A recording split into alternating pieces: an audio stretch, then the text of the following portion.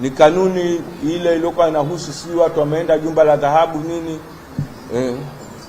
Ile kanuni tumelaumiwa kwamba imerudiwa sijui nini. Imerudiwa ni msimu mmoja. Ni msimu mmoja. Hawezi kukaa baada ya mechi tukatengeneza kanuni. Sasa hivi tumetengeneza kanuni. Kanuni nadhani imerudiwa. Adhabu mbalimbali za hela zimewekwa, lakini pia tumekubaliana kwamba tunanunua vifaa. Kuna vifaa vya kudetect harmful gases. Tutanunua vifaa hivyo, vitakuwa vinatumika kwenye chumba. Mtu akikataa kuingia kwenye chumba, tutapima. Tukiona kwamba hakina matatizo, mechi itaendelea, matokeo yatabaki yale yale, lakini ukaona kama hana pointi 5, tutaanza na minus. Hilo tumeliweka hivyo. Tumewaita viongozi wale, wameitwa ili kuweza kupata kwa nini wanafanya na wanarudia. Wameeleza na tumechukua. Kilikuwa ni vikao vizuri kabisa, vimetupa mwanga.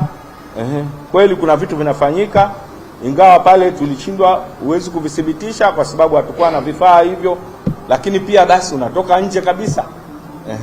Lakini pia tumeuliza ukaguzi unafanyikia wapi. Kuna vitu vingi tumehakikisha kwamba angalau taratibu zifuatwe.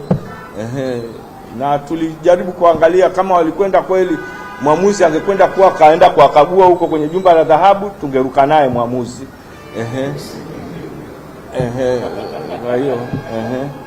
Kwa hiyo kuna vitu vingi ambavyo tunavirekebisha.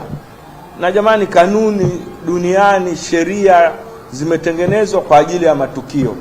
Linapotokea tukio ndio linatupeleka kutengeneza. Na ndio maana kila msimu tunapitia kanuni, tunarekebisha. Ingawa mwaka huu kanuni zimerekebishwa kwa kiasi kikubwa sana.